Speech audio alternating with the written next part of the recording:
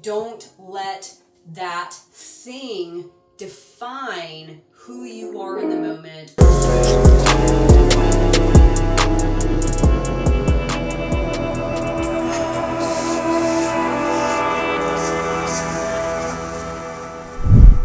Hello, Transurfer and the Transurfing Curious. My name is Renee Garcia and this is TransurfingTV. And today on TransurfingTV, we are going to talk about the value of not letting specific things internally and things externally define who you are as a person, as an individual. We are very, very, very impressionable as human beings, right? I could sit and talk to my dog and tell him all kinds of limiting things about himself, but his nature, his intelligence, all of that stuff, he wouldn't buy into any of it, right? So like not an impressionable creature, whereas humans are highly impressionable. Humans can hear something very, very early on in life and take it as fact and run with the ball, so to speak, gaining momentum, gathering more evidence and information and material to support that little bit of knowledge, that little seed of knowledge that embedded itself maybe at a time when you didn't even know it was occurring, right? So it is of my firm belief that most of what we are challenged with in our lives, most of the ways that we are hindered from our own power, from our meta power, from our perspective of being limited in nature or flawed or don't have what it takes, and not tapping into that optimal version of yourself, that inability to tap into that optimum version of yourself. This is really about letting specific things define you, that as soon as you wake up to these things, and this can be really, really revolutionary if you haven't done this before. It's a little practice where I just watch myself and I watch my environment.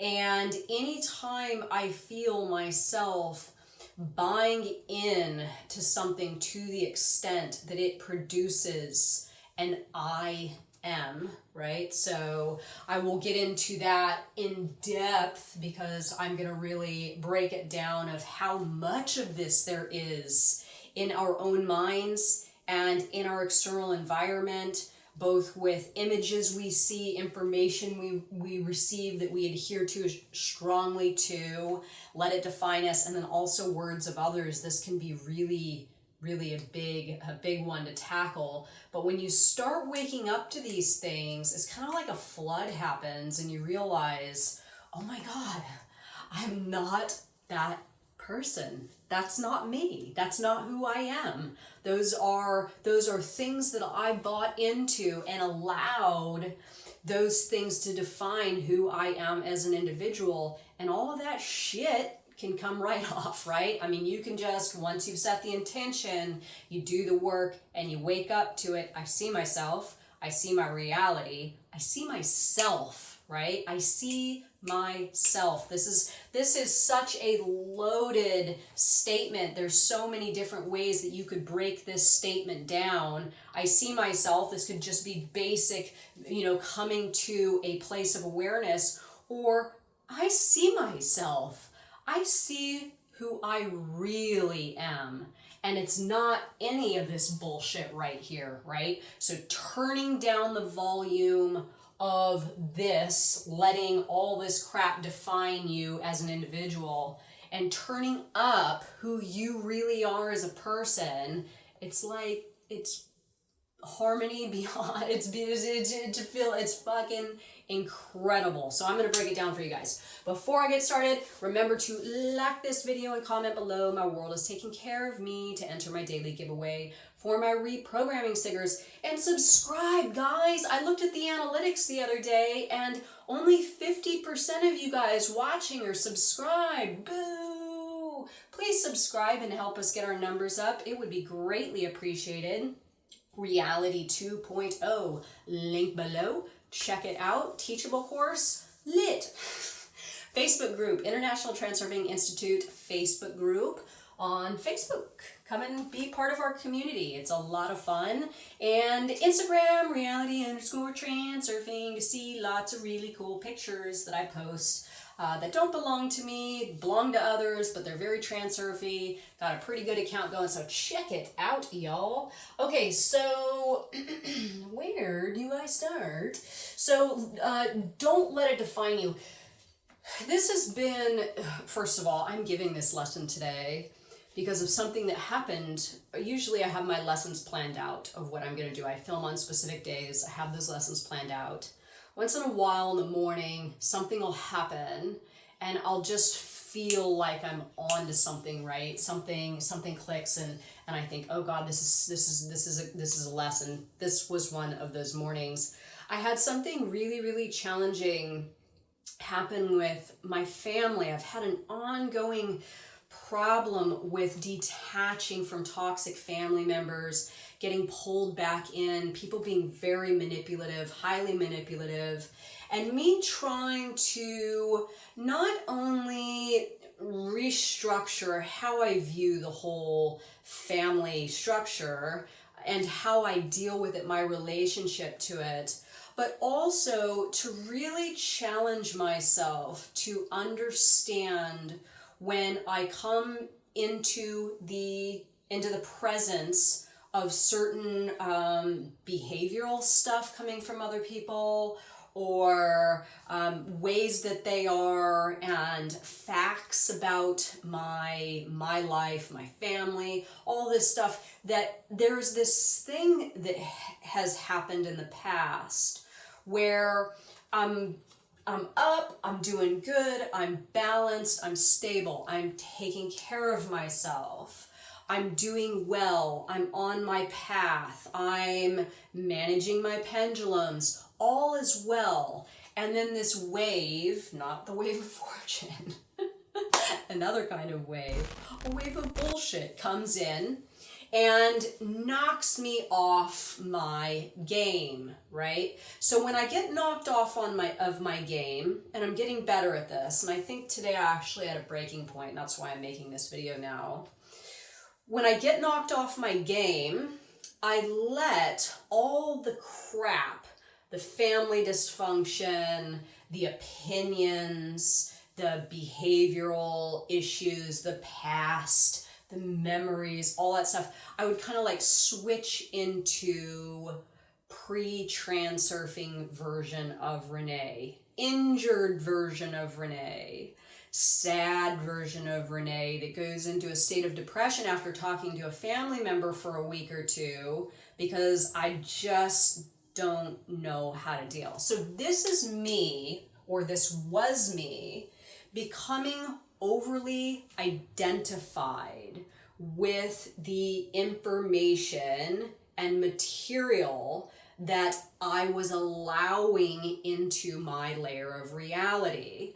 So as Vadim Zeland suggests in this book, that pendulums can only hook us if we're resonating at a specific frequency, right? If we're not resonating at the frequency of the pendulum, the pendulum just falls through. It just drops right through. Now, sometimes pendulums are so powerful that you could think that your frequency is at a certain level, and maybe it is, but then that pendulum can actually affect you and lower your frequency so it can then hook onto you and do its thing, get its energy, and create discord and all that kind of stuff, gain momentum, all that. So this is about realizing when this specific thing is happening to you, right? So realizing, waking up in the moment, I see myself, I see my reality, and learning to not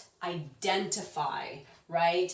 Don't let that thing define who you are in the moment, what your ideals are about yourself or your life, because that's exactly what happened to me. This thing would come in, and then I would go back into old me mode, right? And I would become depressed and thinking about it, and oh, I just want it to go away, and it's never gonna go away. It's never gonna go away. Well, I realized that all of the stuff that I'm now learning to manage was in fact defining me, and not only keeping me resonating at that specific frequency, being that certain version of me. This is really the key, kind of hooking me back into that old version of myself. So as I say with the lifelines, there's an infinite number of lifelines. I like to view that there's 10 linear lifelines stacked on top of each other,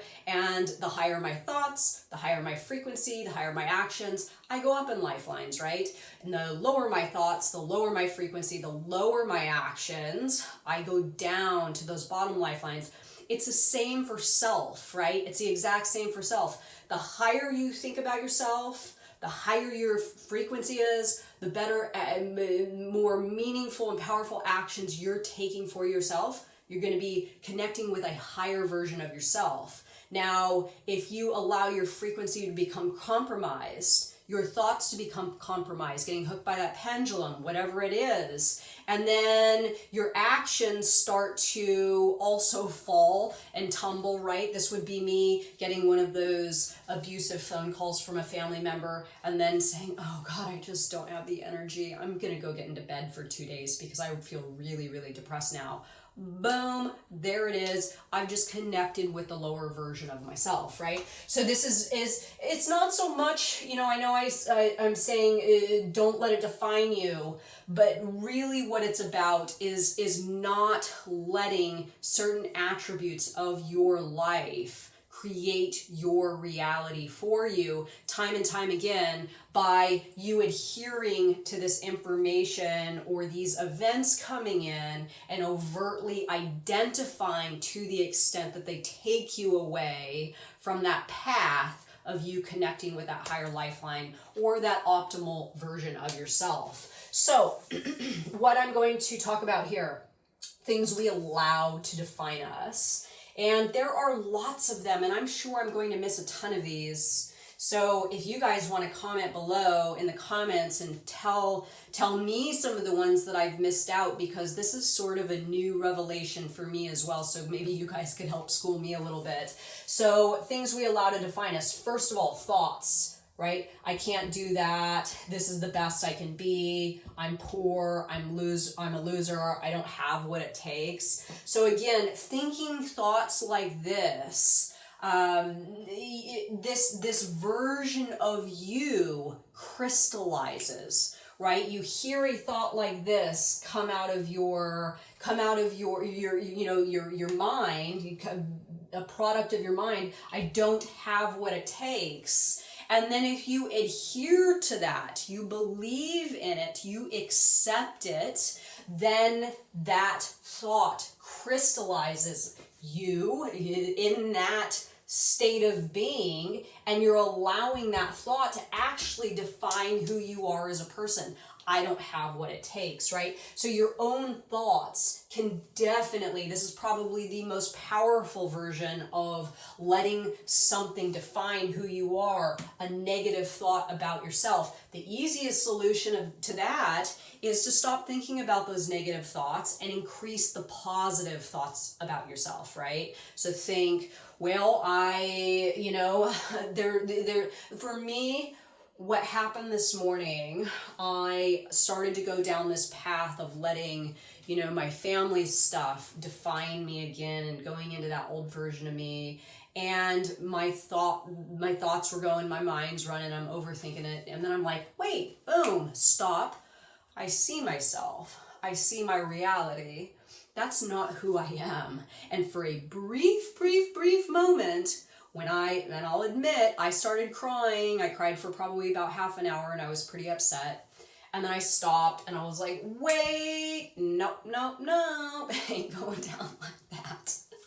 So I decided I'm not going to let that define me today. I'm going to take all this other stuff that I know to be true about me, things I'm capable of, who I am right now, what role I'm playing in my own life and the lives of other people. I'm going to take all of that and I'm going to let that define me. And sure enough, tears stopped, put my makeup on, and turn my camera on to do my videos. And this is where the magic happens. This is where the fracture occurs from this previously defined self of whatever it is that you are not benefiting from, that version of yourself, that version of yourself that you are looking to evolve out of. And then this optimal version of yourself. So it's like a crack occurs, like an earthquake. Earth starts shaking and you jump over to the side of the optimal self, right? This is progress and I'm feeling it. So I'm feeling pretty damn good right now, you guys. Okay, so thoughts, obviously we know that. Actions or habits, this is a big one. I'm a smoker, I'm lazy, I always mess it up. I'm a quitter. So I'm a smoker. That one was really a big one for me for a long time. I told myself, you know, I smoked into my 30s. I started when I was 13 years old. I was a smoker from 13 years old. Oh my God. So I kept telling myself, well, that's just the way it is. I'm a smoker. I'm a smoker. I'm a smoker. And of course, I'm a smoker then, right? So all I really had to do, watch my video on breaking habits. That's how I quit smoking. It's really it's really an extreme sort of exercise to break habits, but it worked for me. And then I just started saying, I'm not a smoker. I'm not a smoker. I'm not a smoker anymore. I'm not a smoker anymore. And I let that thought define that challenge, right, that I had with a habit. And sure enough, you know, 5 years later, I ain't a smoker anymore. So it's pretty good. I'm lazy. I always mess it up. I'm a quitter. Any lower nature thoughts about yourself, don't let those define you. Really, why you are lazy or a quitter or whatever it is you're challenged by is because you have overtly identified with that thought. If you want to overtly identify with a positive thought in the opposite direction, this just takes systematic, habitual practice of thinking those thoughts instead. You could simply start telling yourself, I'm the most energetic person in the world. I'm the most energetic person in the world. Then you won't even be thinking the thoughts about lazy, and then all of a sudden you will start feeling energetic. Thoughts are absolutely everything, and actions. So experiences, this is a huge one. This could take a video all on its own, right? Playing the victim because something bad happened to you. This is like the really number one way of you letting an experience define you, overtly identifying with an experience, how this could really, really harm you and your mirror. Because if you say, oh, something really bad happened to me, I'm a victim, and you resonate with victim mentality, you're shooting that victim mentality energy to your external mirror, and that mirror is going to reflect back to you lots more opportunities to become a victim, right? So experiences and making certain that you stay in contact with this idea of non-duality. Nothing's good, nothing's bad. Everything is just the way that it is, and it's my definition, it's my perception of the event, or how I saw it play out. It's my idea of the meaning of that event that creates what that event actually is. So I know I probably botched that a little bit, but advantage, you guys. So really tuning in to whatever you experience, find the advantage, because then if you find the advantage, you are going to let the advantage of the experience define you, and not the not the lower nature stuff of that experience define you. So if you have a really, really bad experience in life, let's say something happens to you that's extremely traumatic, figure out a way where it actually worked to your benefit. Like me speaking about my childhood, right? I could very easily feel really sorry about myself and define that experience as that was the worst thing that ever happened to me, or that was the best thing that ever happened to me because I learned so much and now I'm able to assist others who are challenged by the same experience, right? So really applying advantage as much as you could possibly can to your experiences, and withdrawing from that experience the positive and the benefits, so they can define you in a much better way.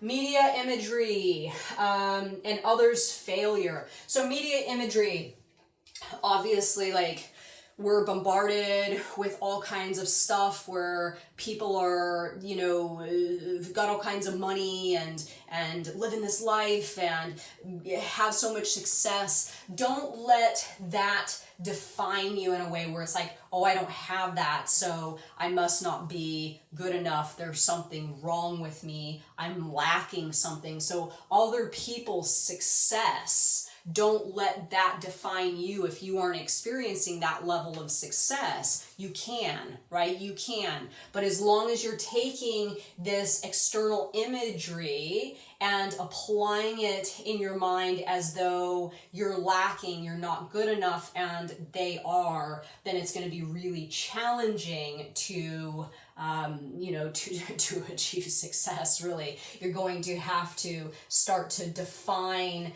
imagery that you're experiencing as like, I'm going there. That's where I'm going. I'm going there too. That's my reality. I just haven't gotten there yet, right? Others' failure. So the reason that I put this is because there have been some people in my life that have failed doing the same things that I'm doing now. And for a brief period of time, I'd look at their failure and say, oh, well, they're failing. I don't want to fail. So maybe I should just quit so I don't fail too. But then I decided to take their failure and think of it in different ways. Okay, well, now there's less competition. Or they got that far, now I'm going to take the ball and run with it the rest of the way, right? So I redefine what a situation like experiencing others fail in the same areas that I'm currently working in, redefine that in a way where it actually works for me instead of scares me and throws me off. I will end with this one, other people's words. So you aren't good enough, you aren't capable, things that you heard when you were a kid, things that maybe an abusive spouse is telling you right now. Really catching and waking up in the moment when you experience some of this type of information. And just at first, what I would advise is wake up to it. Don't try to do anything. Just watch it, right? Just watch it. When somebody says something negative about you, don't try to, hey, don't say anything negative about me. Don't try to do anything like that. Just watch what happens. Watch what happens when you come in contact with that information. Watch what happens to whatever process you were involved in when you came in contact with that information. Maybe you were doing something and then after that you didn't feel like doing it anymore, or whatever, how it impedes you from continuing on as if you were just, doing things on your own. And really starting to assess how you can tune yourself out if you're not able to escape. Waking up really is the number one, the number one way to do this. Waking up and not letting other people's words define you or change your trajectory during your day or whatever, and just listening without overly identifying and buying in to what somebody else is saying about you. So let me know your thoughts on this video, everyone. I know it's a meaty one. I know it's like some real complex transurfing stuff here, or at least I think it is. But also down below, remember to tell me other ways that we have access to stuff that we sometimes adhere to that allows us to connect with it, identify in a way where we define ourselves differently, primarily in a lower way, so we can all learn to stop doing this not so desirable thing to ourselves, right? So let me know what you think, everybody. Like, comment, subscribe, all that good stuff, and thank you so much for watching. Bye, guys.